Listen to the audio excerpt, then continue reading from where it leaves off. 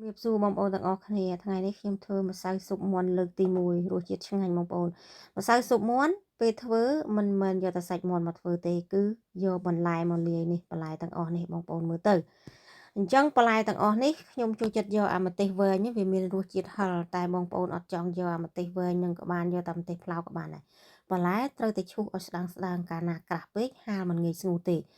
có rót dương chu bật các bạn đâyដោយសារបន្លែរៀងច្រើនពេកខ្ញុំរៀងខ្ជិលដែរទាញម៉ាស៊ីនមកដាក់មកត្រួលចាប់ហើយបើបងប្អូនអត់ចង់យកបន្លែទាំងអស់នេះមកហាលមកកិនធ្វើជាម្សៅបងប្អូនទិញនៅផ្សារបន្លែម្សៅបន្លែអីក៏មានដែរហើយនេះបន្លែខ្លះវាតូចអញ្ចឹងខ្ញុំកាត់ក្តាស់យកមកហាលដើម្បីកុំឲ្យវាជ្រុះអញ្ចឹងយើងហាលឲ្យស្ងួតទាំងអស់ខ្ញុំចេះធ្វើពី YouTube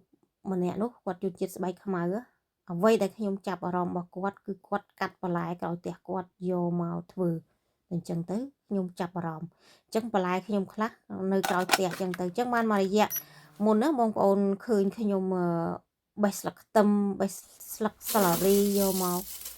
ហាមកកិនធ្វើជាម្សៅគោលបំណងខ្ញុំគឺចង់ធ្វើម្សៅស៊ុបមាន់ព្រោះម្សៅស៊ុបមាន់មិនមែនយកតែសាច់មាន់មកធ្វើទេ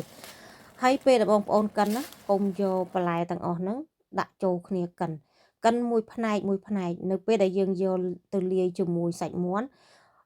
មុខបន្លែខ្លះគឺយើងត្រូវការតែបន្តិចទេដោយសារមុខបន្លែខ្លះវាមានជាតិល្វីងអញ្ចឹងយើងកិនមួយផ្នែកទុកទៅនៅពេលដែលយើងធ្វើលើក្រោយយើងមានម្សៅស្រាប់យើងអត់ត្រូវការធ្វើច្រើនដងទេ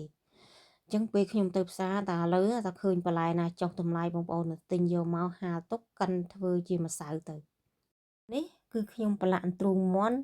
នេះ6ខាំខ្ញុំទៅផ្សារឃើញវាបញ្ចុះតម្លៃទិញផ្លែតយកមកអំបិលមួយស្លាបព្រាបាយទៅខ្ទឹមបារាំងហើយនឹងខ្ទឹមសលាយច្បាច់ចូលគ្នាខ្ញុំទុកប្រហែលជា4ម៉ោងបានខ្ញុំដាក់ដុតឥឡូវនេះទៅផ្សារឃើញបន្លែចុះតម្លៃទិញយកមកហាលធ្វើជាម្សៅ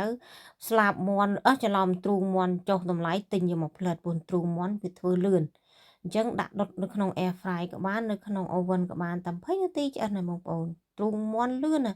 ហើយបន្ទាប់ទុកឲ្យត្រជាក់ហើយខ្ញុំបេះតូចតែបេះតូចនេះហើយគឺយកទៅហាលទៀតណាហាល3-4ម៉ោងទៀតណាបងប្អូនហាលធ្វើមិនឲ្យវាស្រួយបន្ទាប់មកយើងយកទៅកិនធ្វើជាម្សៅសូមបញ្ជាក់ណាអត់មានដាក់ប៊ីចេងអត់មានដាក់ម្សៅស៊ុបស្ករអីទេយើងធ្វើបែបធម្មជាតិយើងកុំដាក់ប៊ីចេងឥឡូវនេះម្សៅមាន់ហ្នឹងកិនហើយដាក់ក្នុងចានទៅយើងយកអាម្សៅបន្លែដែលបានធ្វើហ្នឹងយកមកដាក់អញ្ចឹងម្សៅការ៉ុតម្សៅម្ទេសផ្លោកម្សៅខ្ទឹមបារាំងខ្ញុំដាក់1ស្លាបព្រាខ្វែក្រៅពីហ្នឹងកន្លះអញ្ចឹងម្សៅខ្លះខ្ញុំទិញគេទេបងប្អូនព្រោះខ្ញុំធ្វើទៅវាយូរទៅខ្ញុំទិញគេខ្លះទៅពីព្រោះអីនៅស្រុកនេះម្សៅអីក៏មានលក់ដែរម្សៅបន្លែសូមបញ្ជាក់ណាអត់មានដាក់ប៊ីចេងដាក់អីទេហើយយើងធ្វើខ្លួនឯងរសជាតិ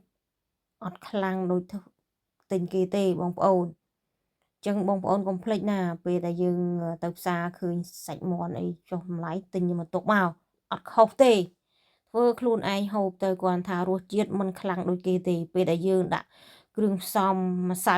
នឹងចូលគ្នាហើយយើងលាយចូលគ្នាទៅម្សៅល្មៀតបងប្អូនមិនបាច់ប្រើក៏បានដែរអានេះតាមចិត្តទេគ្រាន់តែខ្ញុំចង់សារឯងចឹងយើងដាក់ចូលនៅក្នុងម៉ាស៊ីនយើងទៀតទៅហើយយកទៅកិនម្ដងទៀតយើងលាយហើយហ្នឹងកិនម្ដងទៀតបងប្អូនទាល់តែម៉ត់ណាមិនបាយហៅថាម្សៅណាបន្ទាប់ពីកិនម៉ត់ហើយខ្ញុំភ្លក់ទៅវារៀងស្ទើរអំបិលខ្ញុំថែមអំបិលថែមនេះដាក់អំបិល